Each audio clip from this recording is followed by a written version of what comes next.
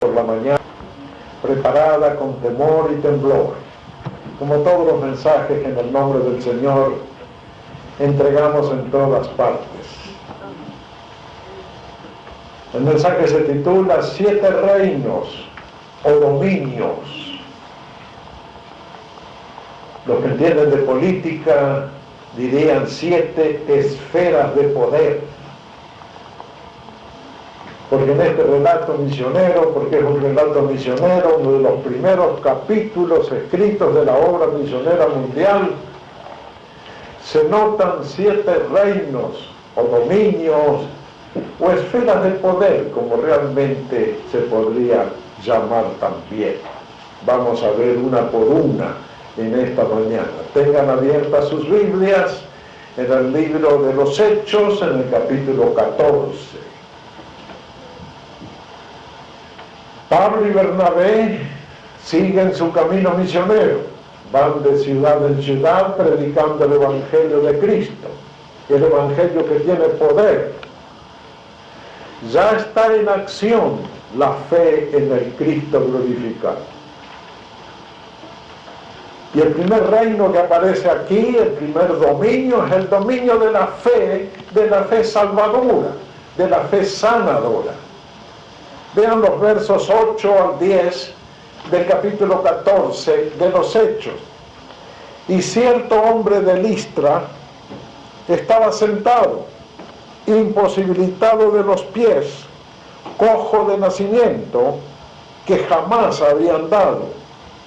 Este oyó hablar a Pablo, el cual, fijando en él sus ojos, y viendo que tenía fe para ser sanado, dijo a gran voz: levántate derecho sobre tus pies. Y él saltó y anduvo. Ya está en acción el poder de la fe en Cristo glorificado. Poco a poco el poder de la ley y la tradición y la religión judías se van desvaneciendo, hundiéndose en el pasado para nunca más volver, y está naciendo el reino o poder de la fe en Cristo. Pablo y Bernabé, primeros misioneros, y muchísima otra gente de aquellos tiempos empiezan a hablar de Cristo y de la fe en Cristo para recibir toda clase de bendiciones. Este hombre de Listra es un símbolo de cada ser humano presente. Es un hombre cojo de nacimiento, nunca anduvo. Claro, nosotros podemos decir: yo tengo buenas piernas, buenos pies, yo puedo caminar por donde quiero, por donde voy. De acuerdo. Pero en cuanto al espíritu, todos los pecadores están paralizados. En cuanto al amor, todos parecen estar encadenados. En cuanto a la fe que trae salvación, perdón y vida nueva, todos parecen estar muertos. Y así está este hombre, siempre sentado, tiene las piernas muertas. Como dice un proverbio, las piernas del cojo penden inútiles. Pero escuchen un mensaje nuevo. Pablo ha llegado a la ciudad de Listra y predica a Jesucristo, porque Pablo es predicador de Jesucristo. Es predicador del Evangelio de la salvación gratuita por la fe en Cristo. Es predicador de las grandes verdades redentoras del amor de Dios, de la obra de Cristo, del poder del Espíritu Santo y de la palabra que trae vida. Y el cojo lo escucha, está escuchando. Ya estamos en plena era de la predicación del Evangelio. La gente se salvará y recibirá bendiciones no por religión, no por tradición, no por cumplimiento de reglamentos u ordenanzas. La gente se va a salvar cuando tenga fe en la palabra que se le predica. Solo Cristo salva y Cristo salva solo por la fe. Porque dice: este oyó hablar a Pablo.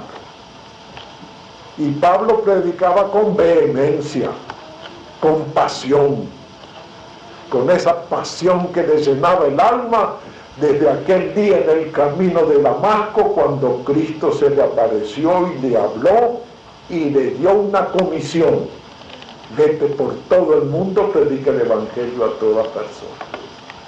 Y Pablo lo mira y se da cuenta que este hombre, un griego, un pagano, un hombre nacido y criado en tinieblas espirituales, tiene fe como para ser sano.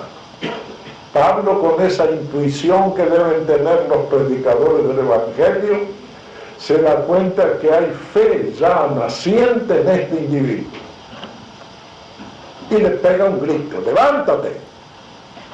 Y el hombre se levantó, sanado instantáneamente de su parálisis, porque escuchó el mensaje, creyó al mensaje y recibió la bendición. Y mis hermanos y amigos, esa es la fórmula valedera hasta el día de hoy. La fe viene por oír la palabra de Dios.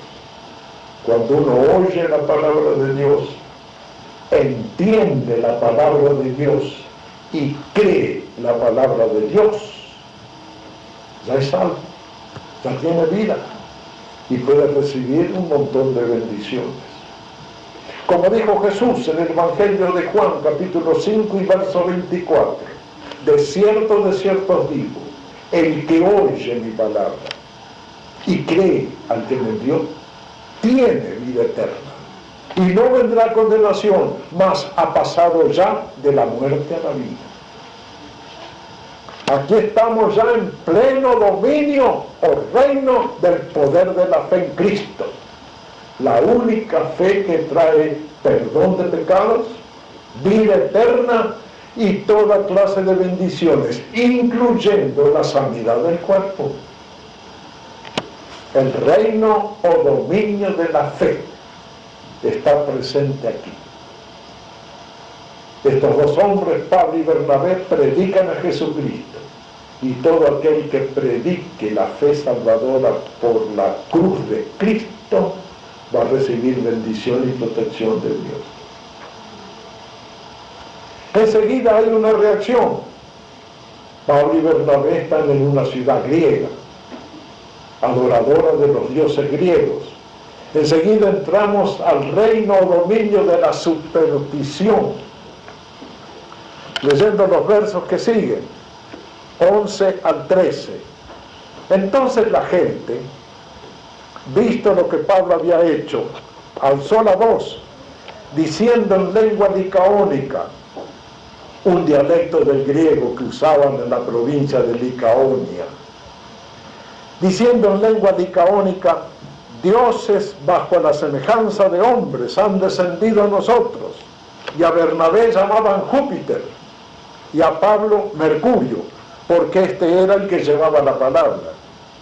Y el sacerdote de Júpiter, cuyo templo estaba frente a la ciudad, trajo toros y guirnaldas delante de las puertas, y juntamente con la muchedumbre quería ofrecer sacrificios. Claro, ven llegar a dos hombres desconocidos, Pablo y Bernabé, ven un milagro ante su vista, un cojo bien conocido de la ciudad que de repente es sanado, y siguiendo la superstición griega, la mitología griega, las leyendas griegas creen que dioses griegos han bajado del monte Olimpo. El monte Olimpo en Grecia para los griegos era la morada de los dioses. Y a Bernabé, que seguramente era alto, imponente, con una gran barba, lo confundieron con Júpiter, el dios supremo de los griegos. Y a Bernabé le llaman Júpiter. Y a Pablo le llaman Mercurio, porque era el que hablaba. Curioso es y simpático también que Mercurio, en la mitología griega, era el mensajero de los dioses. Mercurio era el encargado de traer mensajes de los dioses que vivían en el Olimpo a toda la gente. Así era la leyenda griega, la superstición griega. Los griegos pintaban a Mercurio con alas en los pies. Es una figura que se ha hecho muy popular para indicar mensajes o mensajería o mensajeros. Mercurio era el dios con alas en los pies porque rápidamente bajaba del monte Olimpo llevando mensajes de los dioses a los hombres. Pero Pablo era eso también. Pablo era mensajero de Jesucristo. No era mensajero de Júpiter, era mensajero de Jesús. No llevaba mensajes de los dioses a los hombres. Pablo llevaba la palabra del Evangelio, la palabra de vida, la verdad de Dios. Pero de todos modos estaba muy bien aplicado a Pablo el nombre de Mercurio, porque Pablo era mensajero de Dios. Y nosotros también tenemos que ser mensajeros de Dios. Cada hombre, cada mujer creyente, cristiano, que ya tiene a Cristo en su corazón, que puede hablar de lo que Cristo ha hecho en su vida, es un Mercurio, es un mensajero de Dios. Podemos hablar de Cristo a nuestros amigos, nuestros parientes, nuestros hijos, nuestros padres, nuestra familia, y entonces somos como Mercurio, y nos van a nacer alas en los pies para correr a llevar el Evangelio de Jesucristo. Así que aquella gente de los griegos, aquella gente sencilla, ingenua, viendo los hombres desconocidos, imponentes, Bernabé, grandote, alto, con larga barba, dicen, este es Júpiter.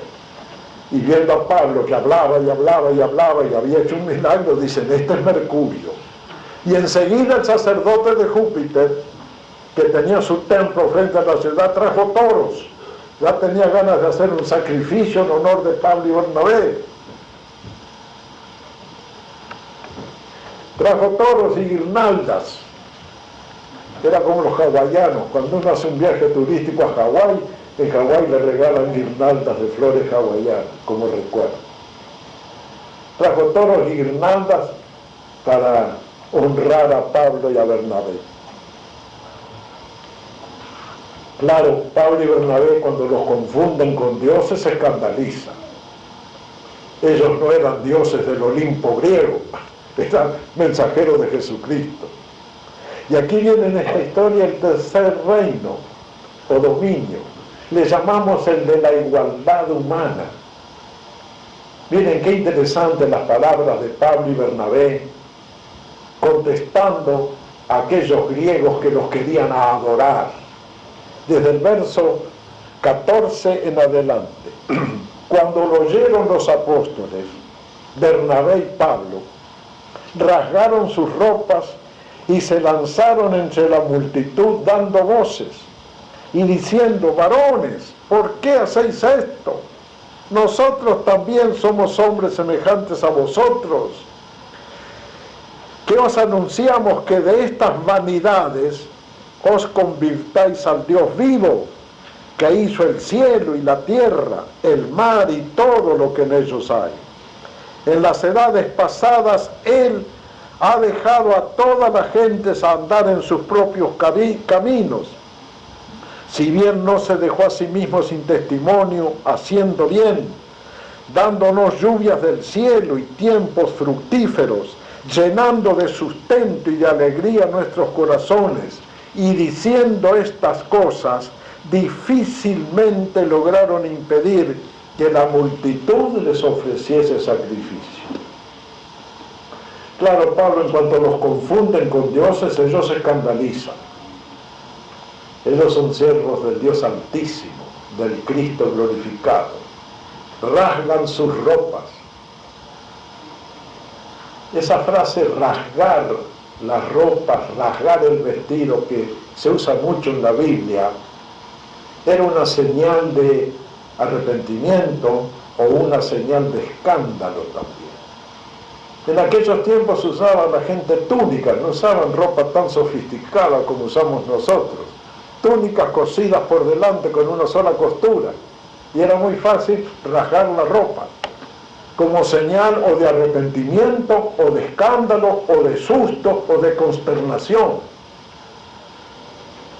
Eso hicieron Pablo y Bernabé, se rasgaron los vestidos para que vean que eran nada más que hombres, y le dijeron a esos griegos: nosotros somos hombres semejantes a ustedes. ¿Qué les decimos? En nombre del Dios Altísimo, el único y verdadero, no Júpiter, sino el Dios más alto, que de estas vanidades, las vanidades de la religión griega, las vanidades de los sacrificios de animales, de las guirnaldas, de los altares, de los templos humanos, se conviertan al Dios vivo. El Dios que hizo el cielo y la tierra y cuántas cosas en ellos hay. Para aquellos griegos fue un chasco, una desilusión. Cuando creían haber tenido entre ellos, en carne y hueso, a sus grandes dioses, Júpiter y Mercurio, ven nada más que dos hombres allí. Uno alto, imponente, elegante, Bernabé, y el otro Pablo, que era chaparrito. Parece que Pablo era de baja estatura y era debilucho. Andaba mal de los ojos Pablo. Parece que tenía una oftalmía. Siempre andaba mal de los ojos. A duras penas Pablo y Bernabé contienen esa expresión de la superstición griega, de adorarlos como si fueran Júpiter y Mercurio. ¿Cuánta superstición hay ahora entre la gente? ¿Cuánta religión falsa? ¿Cuánta doctrina falsa? En el día de ayer venía un artículo muy interesante en el diario Los Angeles Times. Parece que hay un fuerte movimiento dentro de la Iglesia Católica de pedirle al Papa Juan Pablo II que declare el dogma de María corredentora de la humanidad. Y lo van a hacer, y lo va a hacer este Papa antes que se muera. Van a declarar a María redentora de la humanidad igual que Cristo. Corredentor significa redentor igual.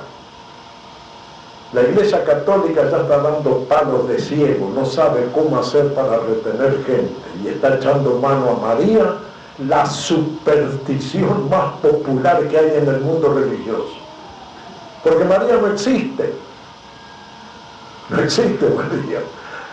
Es una superstición la creencia en María. Y si quieren saber más acerca de María, compren mi libro La doncella de Galilea. Voy a traer ejemplares de ese libro cualquier día aquí para que ustedes lo compren. Vale $4.50. La doncella de Galilea. Todo lo que usted necesita saber acerca de la Virgen María. Es una superstición, es una tradición sin base bíblica. Y si el Papa proclama el dogma de que María, que no existe, es corredentor de la humanidad, no se va a basar en la Biblia, porque la Biblia no dice una sola palabra acerca de tal cosa. Se va a basar en la tradición católica, porque la Iglesia Católica pone a la tradición a la misma altura que la Biblia. Nosotros los cristianos evangélicos no. Para nosotros solo la Biblia es regla y norma de conducta y de fe, no la tradición. Solo la Biblia. ¿Saben ustedes cómo las supersticiones religiosas son hoy tan fuertes como eran en los tiempos de Pablo? Y como Pablo y Bernabé tenemos que decirle a la gente supersticiosa y religiosa: de estas vanidades conviértanse al Dios vivo, al Dios vivo. Ahora viene el cuarto reino, o poder, o dominio, o esfera de poder. Está en el verso 19, el de la persecución judía. Entonces vinieron unos judíos de Antioquía y de Iconio, dos ciudades donde Pablo ya había pasado predicando, que persuadieron a la multitud, y habiendo apedreado a Pablo, le arrastraron fuera de la ciudad pensando que estaba muerto. ¿Qué cosa? En un momento querían adorar a Pablo como un dios, como el dios Mercurio. En otro momento, cuando vinieron unos judíos y persuadieron con su palabrería a la multitud, lo apedrearon. Lo dejaron todo lleno de sangre, de machucones y de moretones en el suelo. Un apedreo era una cosa terrible en aquellos tiempos. Se ponía a la víctima en el suelo, y hombres con enormes piedras le tiraban especialmente a la cabeza para destrozársela. Los practicaron mucho el apedreo. A Esteban lo mataron a pedradas, y a Jesús más de una vez quisieron apedrearlo también. A Pablo 4 veces lo apedrearon. ¡Qué resistencia física! Los judíos se opusieron tenazmente a la predicación del Evangelio de Jesús, porque la predicación del Evangelio de Jesús negaba por completo el poder de la religión judía. Y en estos tiempos presentes a finales del siglo XX, cualquier misionero, cualquier predicador que vaya a predicar a países con fuerte religión, como los países musulmanes, o Israel, el país judío, o países de África o de la India que predican religiones falsas, corren peligro de ser apedreados también. En Israel no se puede predicar el Evangelio de Jesús. En China y en Rusia están abriendo poquito a poco las puertas para que se predique el Evangelio de Jesús con muchísimas restricciones. Predicar a Cristo en países de fuerte religión fanática es arriesgar la vida.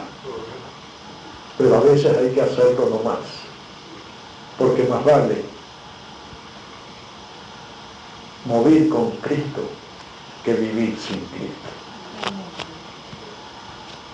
El reino de la persecución judía. Lo apedrean a Pablo, y cuando lo ven medio muerto allí, sangrando en las afueras de la ciudad, se retira.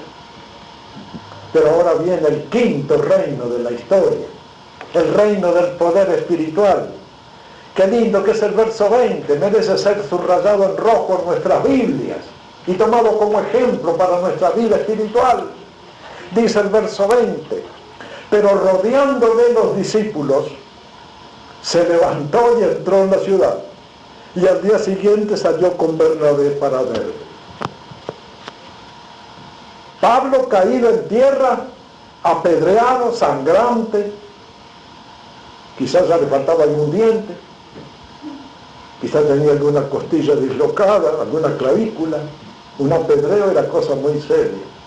Y los discípulos lo rodean, varios discípulos. ¿Qué están haciendo? ¿Se estarán repartiendo las ropas de Pablo? Las sandalias para ti, el cinto para ti, la túnica para ti. ¿Estarán comentando la barbaridad de los judíos?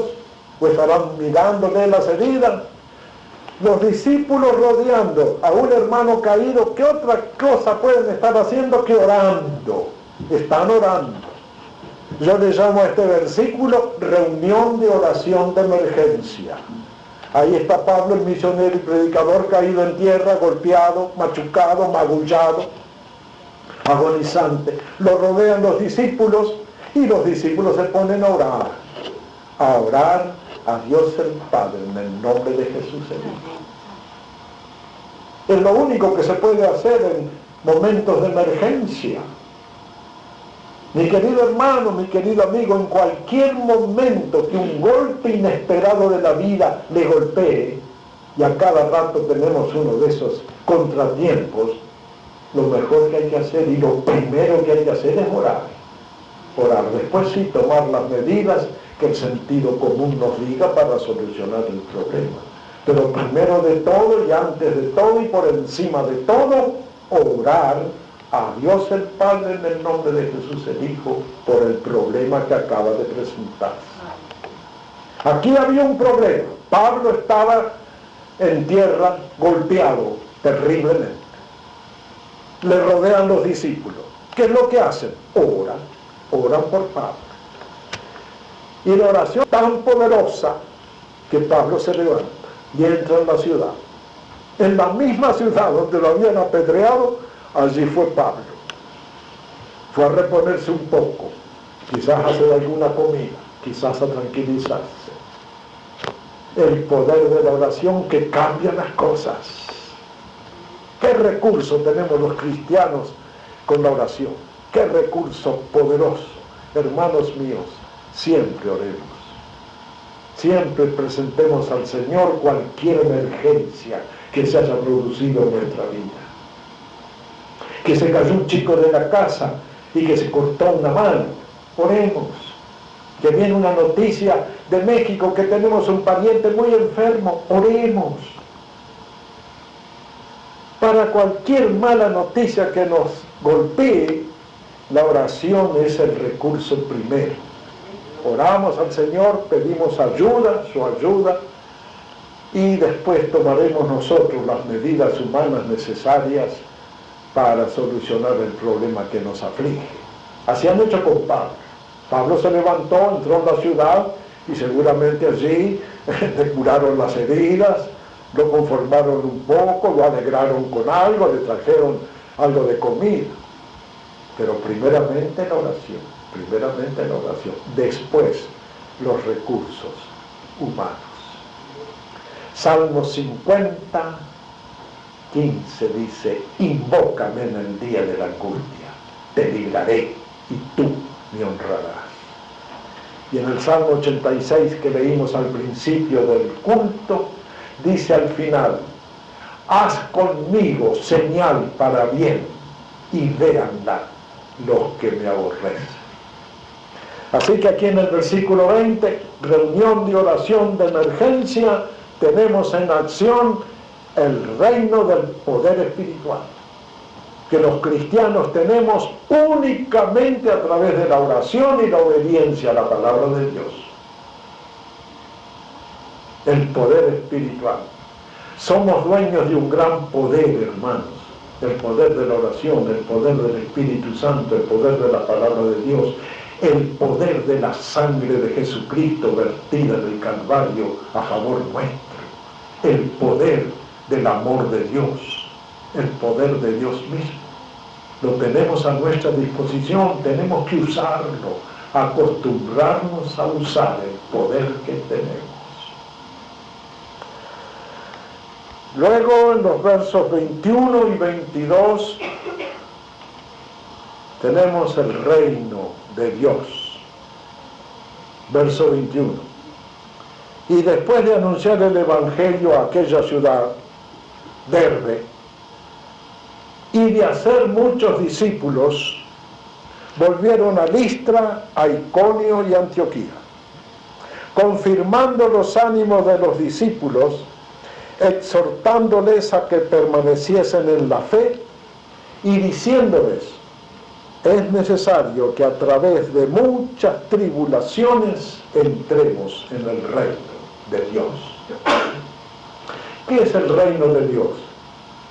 El reino de Dios es el universo entero, donde se cumplen las leyes de Dios. Este universo es inmenso, inmenso, inmenso. Cada día los astrónomos están descubriendo estrellas cada vez más lejanas. Es increíble la grandiosidad del universo. El último descubrimiento que han hecho los astrónomos es una gran pared de galaxias. Una galaxia es una aglomeración de millones de estrellas. Le llaman ya la Gran Muralla. Es tan extensa que no se le ven los bordes.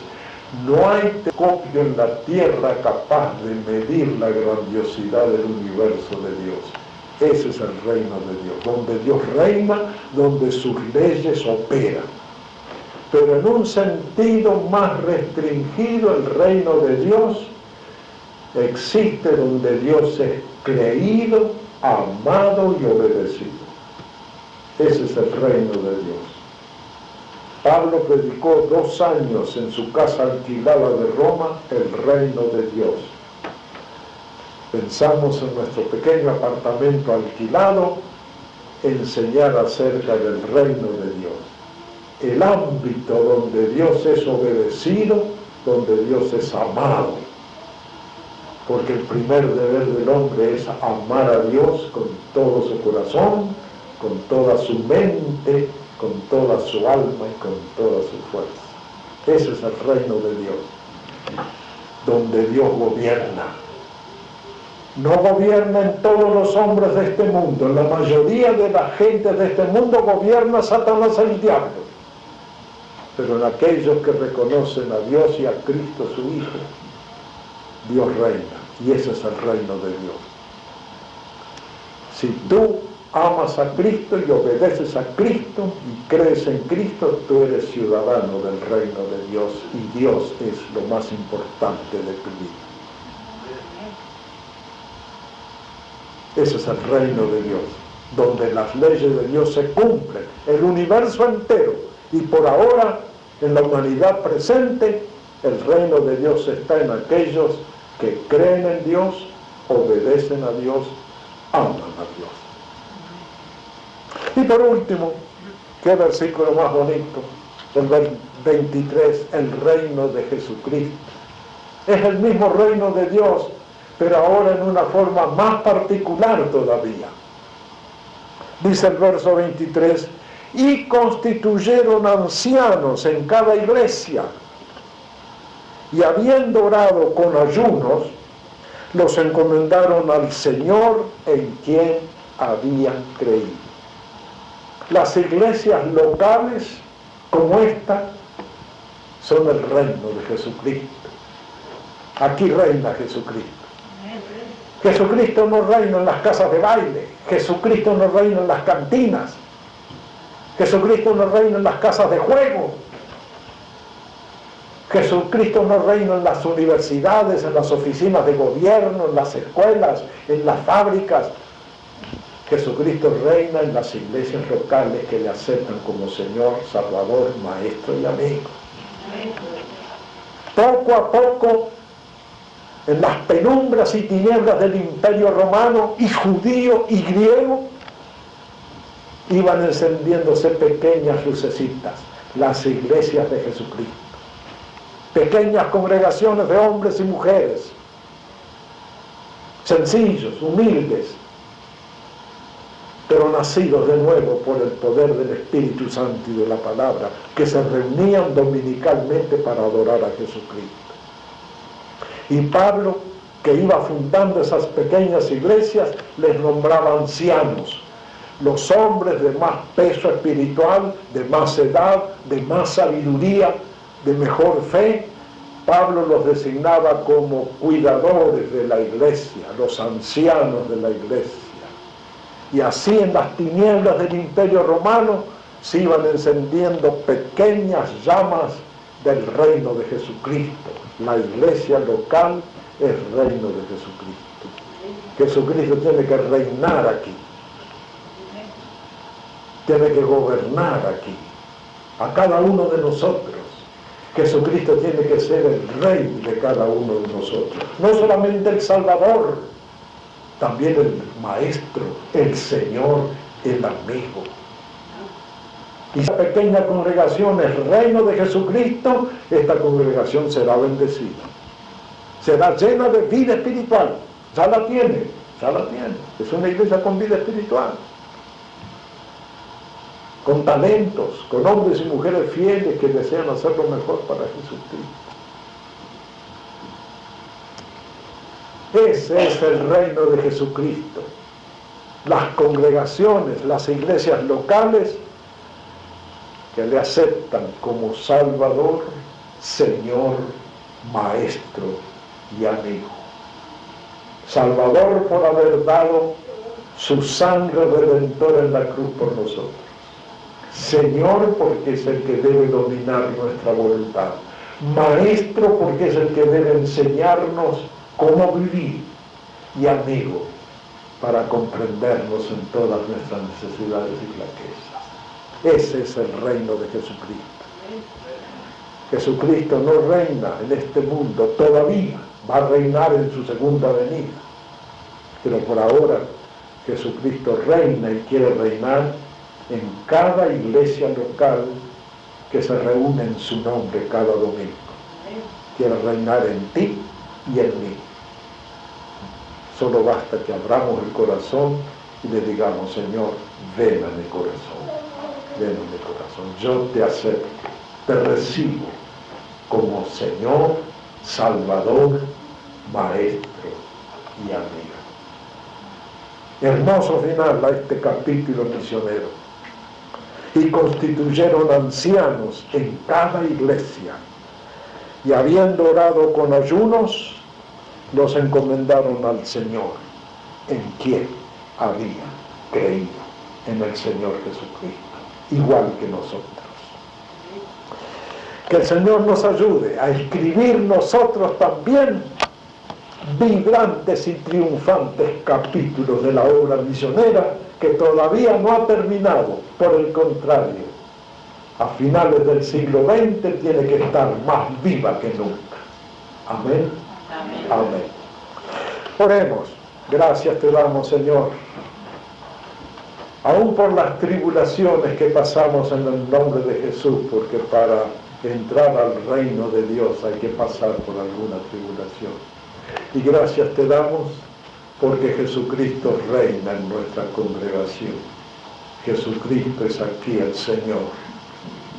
Ayúdanos a tenerle como el Señor de nuestra vida, como el Maestro de nuestra conducta, como el amigo en nuestras horas difíciles.